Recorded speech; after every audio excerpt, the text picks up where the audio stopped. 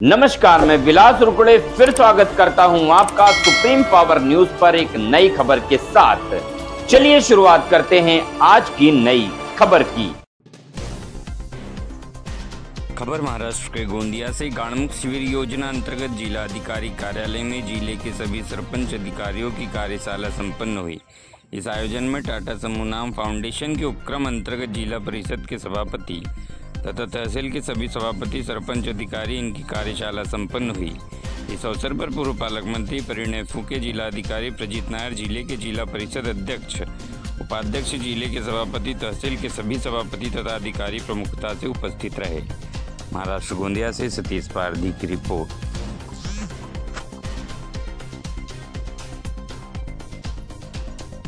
जवळपास 2000 तलाव आपल्या जिल्ह्यामध्ये आणि जवळपास मला वाटतं 6 मोठे धरण आहेत। आपल्याला हे सगळे गाळमुक्त करायचे आहे।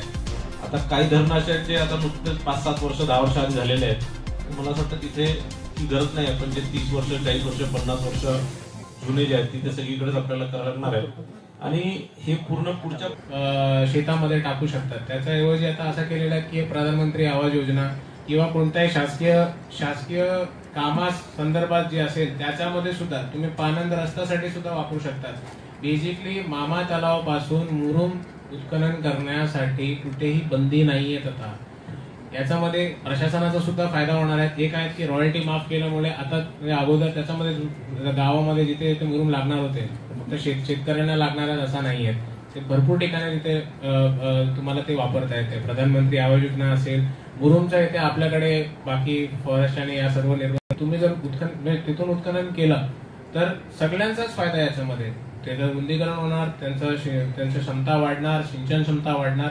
आणि हे कसं आहे की प्रत्येक डिपार्टमेंटने आपापल्या जबाबदारी आतापर्यंत बघून आलेल्या आहेत। म्हणजे बेसिकली फुके साहेबांनी तो प्रस्ताव मग आमच्याकडून मागवला, आम्ही पाठवला, त्यांनी पाठपुरावा केला, ते GR करून आणलं। जिल्हा परिषदने स्वतःहून त्यांचा NOC प्रत्येक मामा तलावामध्ये उत्खनन करण्यासाठी त्यांनी दिलेला, जिल्हा परिषदेने त्यांचा सुद्धा दिलेला। आमचा महसूल यंत्रणाकडून हे आहे की ऍटलीस्ट तुम्ही आता हे जे उत्खनन होणार आहे त्याच्यामध्ये कुठे निर्बंध वगैरे काही नाहीयेत। आम्ही सांगतोय की तुम्ही याच्यामध्ये पुढाकार घ्या गाव स्तरावर आणि तुम्ही करा। आता पुढच्या 50 दिवसामध्ये प्रशासन म्हणून आणि लोक म्हणून तुमच्याकडून थोडा पुढाकार आम्हाला अपेक्षित आहे की 50 दिवसामध्ये तुम्ही तुमच्या कार्यक्षेत्रामध्ये जितका मामा तलाव आहे बघा, याचा फायदा आपल्याला या पुढच्या वर्षामध्ये इमिडिएट दिसतात। तुम्ही एक तलावापासून 353 जर हे काढलं सिंचन क्षमता तुम्ही वाढवू शकता। हे डिरेक्ट आहे, म्हणजे तुम्हाला हे उन्हाळ्यामध्ये दिसणार। आज देतो मोस्टली